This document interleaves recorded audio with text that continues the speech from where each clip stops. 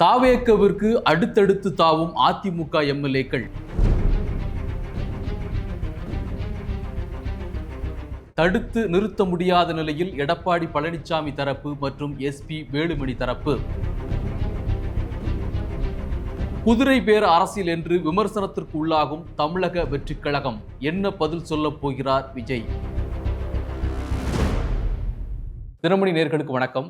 அதிமுக எம்எல்ஏக்கள் தொடர்ந்து தமிழக வெற்றிக் கழகத்தை நோக்கி வருவதை நாம் கடந்த 2 நாட்களாக பார்க்க முடிகிறது.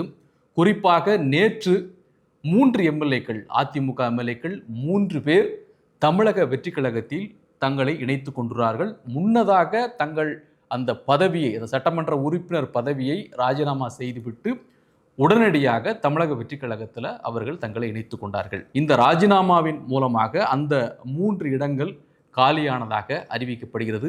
மீண்டும் ஒரு தேர்தலை அந்த தொகுதிகள் சந்திக்கக்கூடிய ஒரு நிலைக்கு தள்ளப்பட்டுள்ளது அப்படின்னு தான் நம்ம சொல்லணும். இவ்வாறு நம்ம பேசிக்கொண்டு இருக்கும் பொழுதே இன்று பார்த்தீர்கள் என்று சொன்னால் அம்பாசமுத்திரத்தை சேர்ந்த சட்டமன்ற உறுப்பினர், அதிமுகவை சேர்ந்தவர் திரு இசக்கி சுப்பையா தன்னுடைய பதவியை ராஜினாமா செய்திருக்கிறார், சட்டமன்ற உறுப்பினர் பதவியை. அவர் பொறுத்தளவு அவர் முதல்ல சட்டப்பேரவை தலைவரை சந்தித்து தன்னுடைய கடிதத்தை, ராஜினாமா கடிதத்தை கொடுக்கும் பொழுது நீங்கள் அதை கைப்பட எழுதலை, டைப் பண்ணிட்டு வந்துட்டீங்கன்னு சொன்னோன்னா அவர் ஒன்றும் பிரச்சனை இல்லைங்க, இந்த எழுதி கொடுத்துருந்தேன் அப்படின்னு சொல்லி அவர் கைப்பட எழுதி கொடுத்துட்டாரு. அந்த கடிதத்தை அவர் வாங்கி வைத்துள்ளார்.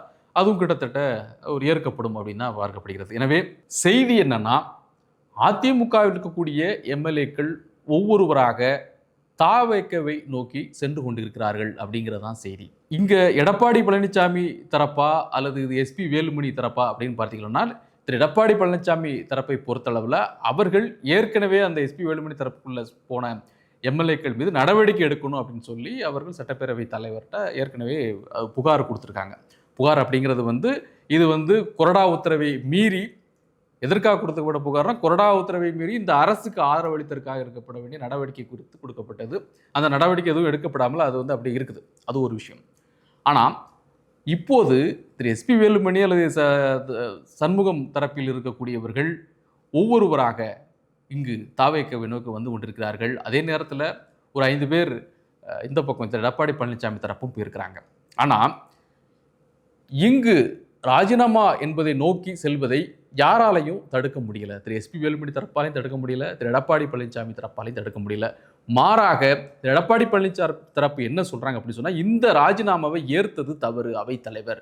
ஏன்னா ஏற்கனவே இவர்கள் மீது நடவடிக்கை எடுக்க வேண்டி உள்ளது. கொறடா உத்தரவை மீறி இருக்கிறார்கள். அந்த நடவடிக்கை இன்னும் பெண்டிங்ல இருக்கு.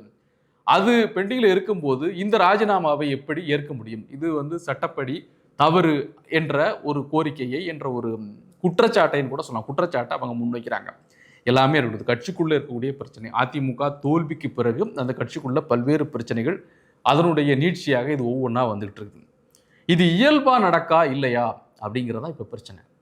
எதிர்கட்சிகள் இதற்கு கடுமையான எதிர்வினையை ஆற்றிக்கொண்டிருக்கின்றன. தமிழக வெற்றிக் கழகம் மிகப்பெரிய குதிரை பேரத்தில் ஈடுபட்டிருக்கிறது என்ற குற்றச்சாட்டை திமுக தலைவர் திரு மு.க. ஸ்டாலின் ஆகட்டும், அடுத்து இருக்கக்கூடிய தலைவர்கள் ஒவ்வொருவரும், ஏன்னா பாமக சேர்ந்த திரு அன்புமணி அவர்களும் இந்த குற்றச்சாட்டை முன்வைக்கிறார். அந்த குதிரை பேரம் என்பது தேவையற்ற ஒன்று என்ற ஒன்றை சொல்வதோடு மட்டுமல்ல, கடும் சொற்களால் எதிர்த்தரப்பில் இருக்கக்கூடியவர்கள் இந்த அரசை விமர்சிக்க தொடங்கியிருக்கிறார்கள்.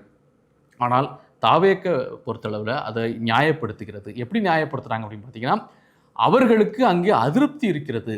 இந்த ஆட்சியின் மீது, எங்கள் ஆட்சியின் மீது நம்பிக்கை இருக்கிறது. ஆனால் நாங்கள் எதுவுமே பண்ணலங்க, அவங்களாக தானாக வந்து எங்களுக்கு ஒரு ஆதரவு கரத்தை நீட்டும் போது நாங்கள் அதை எப்படி மறுக்க முடியும்? அவர்களாக வருகிறார்கள், அது தலைமையிட்டு இருக்கக்கூடிய பிரச்சனை என்று அவர்கள் சொல்கிறார்கள் அப்படின்னு சொல்லி அதை சமாதானப்படுத்துறதுக்கான முயற்சி பண்ணுறாங்க. செய்தியாளர்கிட்டையும் அதை சொல்கிறாங்க. நீங்கள் கடந்த காலங்களில் ரொம்ப சமீபமாக ஒரு 10-15 ஆண்டுகளுக்குள்ளே பார்க்கின்ற பொழுது இந்த குதிரை பேர அரசியல் அப்படிங்கிறது ஒரு புதிய ஒன்று இல்லை. இந்திய அரசியல் வரலாற்றில் அது புதுசாக ஒன்றும் இல்லை. ஏற்கனவே நடந்திருக்கிறது சில மாநிலங்களில். குறிப்பாக 2019 பார்த்தீங்கன்னா கர்நாடகாவில் இதே போன்ற ஒரு நிலை ஏற்படுத்து. குமாரசாமி அவர்கள் முதலமைச்சராக பதவியேற்ற பிறகு அங்கே ஒரு குதிரை பேரம் நடைபெற்றது. பாஜக அந்த முயற்சியில் ஈடுபட்டதாக குற்றச்சாட்டு எழுந்து அதற்கு பிறகு திரு எடியூரப்பா அங்கே முதலமைச்சரானார். அதற்கப்புறம் நிறைய பிரச்சனைகளுக்கு ஏற்பட்டுச்சு. ஆனால் அது குதிரை பேர அரசியல் என்று விமர்சிக்கப்பட்டது 2019 கர்நாடகத்தில். அதற்கு ரொம்ப சமீப காலம் இப்போ உதாரணம் பார்க்கின்ற 2022 மகாராஷ்டிராவில் ஏற்பட்ட ஒரு ஸ்திரமற்ற தன்மை. அங்கே வந்து பார்த்தீங்கன்னா உத்தவ் தாக்கரே கூட்டணி, அவருடைய தலைமையிலான அந்த கூட்டணி அரசு பதவியேற்ற பிறகு அங்கேருந்து ஒரு பிரிவு, ஏக்நாத் சிண்டே தலைமையில் ஒரு பிரிவு ஏற்படுத்தி கிட்டத்தட்ட ஒரு 40 எம்எல்ஏக்கள் பிரிந்து வந்து ஏக்நாத் சிண்டே தலைமையில் அவர்கள் அணிவகுத்து அவங்க ஒரு பிளவை அங்கே ஏற்படுத்தினார்கள். அப்போது இந்த இந்த இந்த பிளவை ஏற்படுத்தியது பாஜக என்று முன்வைக்கப்பட்டது. ஏன்னா ஏக்நாத் சிண்டே அங்கே முதலமைச்சர் ஆக்கப்படுறாரு, துணை முதலமைச்சராக தேவேந்திர பட்னாவிஸ் வந்து தேர்ந்தெடுக்கப்படுகிறார். அப்போ 2023 2022 நடந்துச்சு. அதே மாதிரி 2023 கூட கட்சிக்குள்ள அப்படின்னு பார்த்தீங்கன்னா அஜித் பவார் கட்சி உடையக்கூடிய ஒரு சூழ்நிலை, உடைந்த நிலையெல்லாம் ஏற்படுச்சு. இது எல்லாமே பார்த்தீர்கள் என்று சொன்னால் அது குதிரை பேரம் என்பது வந்து ரொம்ப தெளிவாக இருக்கிறது என்ற குற்றச்சாட்டுக்கள் தான் அன்று முதல் வைக்கப்படுது. அதோடு ஒப்பிட்டு பார்க்கக்கூடிய ஒன்றாக தமிழ்நாட்டு அரசியலில் இன்று ஏற்பட்டிருக்கிறது. அப்போ தாவேக்க இதை நிகழ்த்த வேண்டியதுக்கான தேவை இருக்குது அப்படின்னு சொன்னால் அவங்களுடைய கால்குலேஷன் என்ன மாதிரி இருக்குது அப்படிங்கிறது வந்து ஒரு புரியாத புதிர்லாம் இல்லை. அவர்கள் தங்களுக்கு ஒரு கம்ஃபர்டபுளான ஒரு பிரச்சனையும் இல்லாத ஒரு சூழல் ஏற்படணும் அப்படின்னு நினைக்கிறாங்க. ஆனால் எந்த பிரச்சனையும் இல்லை. ரொம்ப வெளிப்படையாக பார்க்க வேண்டும் போனால் தமிழக வெற்றி கழகத்தில் இந்த ஆட்சி தொடர்வதற்கான தற்சமயத்திற்கு எந்த விதமான இடையூறும் இல்லை. ஏன்னா திமுக கூட்டணியில் இருந்தக்கூடிய கட்சிகள் ஒவ்வொன்றாக தாவேக்கு ஆதரவு கரத்தை நீட்டியிருக்கிறது. இடதுசாரி கட்சிகள் சொல்லிட்டாங்க. இன்னும் சொல்ல போனால் இந்தியன் யூனியன் முஸ்லீம் லீக்கும் விடுதலை சிறுத்தைகள் கட்சியும் ஆட்சியில் பங்கெடுத்து விட்டார்கள். 2 பேருக்கும் அமைச்சரவையில் இடம் கொடுத்தாச்சு. இந்தியன் யூனியன் முஸ்லீம் லீக் ஒரு அமைச்சரவை, விடுதலை சிறுத்தைகள் கட்சிகளுக்கு ஒரு அமைச்சரவை பொறுப்புன்னு சொல்லி அவர்கள் இந்த ஆட்சியிலிருந்து விலகி செல்ல போவதில்லை. அப்போ இடதுசாரிகள் ஆட்சியில் பங்கு பெறல, அதனால விலகி போயிடுவாங்க. அங்கே தலைவர்களும் அவர்கள் தெளிவுபடுத்துறாங்க. ரொம்ப மிக தெளிவாக திரு வீரபாண்டியன் கூட ஒரு செய்தியாளர் சந்திப்பில் சொல்றாரு, நாங்கள் நிச்சயமாக இந்த ஆட்சி ஆதரவிலிருந்து விலக மாட்டோம். இந்த ஆட்சி 5 ஆண்டுகள் நீடிக்கும், எக்காரணம் கொண்டு நாங்கள் இதிலிருந்து விலக போறதில்லை என்ற உறுதிப்பாட்டை வந்து இந்திய கம்யூனிஸ்ட் கட்சியில் அப்படியே இடதுசாரிகள் மீது நம்பிக்கையில் ஆட்டுகளும் உடனடியாக தேசிய கட்சியாக இருக்கக்கூடிய அந்த கட்சிகள்லாம் முடிவு உடனடியாக எடுத்துவிட முடியாது. அது தேசிய தலைமையில் பேசணும், அதுக்கப்புறம் மாநில குழு கூட்டம், அவங்க அலசி ஆராய்ச்சி அப்புறம் தான் முடிவு எடுப்பாங்க. எனவே உடனடியாக எந்த விதமான ஆபத்தும் தமிழக வெற்றி கழகத்திற்கு இல்லை ஆட்சி தொடர்வதற்கு. இப்போ அவங்களுக்கு கவனிக்க வேண்டியது ஆட்சிக்குள்ளே வந்தாச்சு, ஒரு புதியவர்கள், நிறைய சவால்கள் இருக்குது, பொருளாதார நெருக்கடி மாதிரியான ஒரு இக்கட்டான ஒரு காலகட்டம் இருக்குது, நிதிச்சுமை இருக்குது, இவை எல்லாவற்றுக்கும் மேலாக அனுபவமின்மைங்கிற ஒரு விஷயம் இருக்குது. 1-2 பேர்களை தவிர உள்ளே இருக்கக்கூடிய அமைச்சர்களாக பொறுப்பேற்றவர்கள் எல்லோருமே புதியவர்களாக இருக்கிறார்கள். அவர்கள் துறையை ஹேண்டில் பண்ணக்கூடிய அளவில் அனுபவம் இல்லை. ஆனால் அதனால் ஹேண்டில் பண்ண முடியாதுன்னு சொல்ல வரல, அந்த அனுபவத்தை பெற வேண்டிய ஒரு காலகட்டம் இருக்குது, அதுக்கு கொஞ்சம் காலம் தேவைப்படுது. இதிலெல்லாம் நம்ம கவனம் செலுத்த வேண்டியிருக்குது.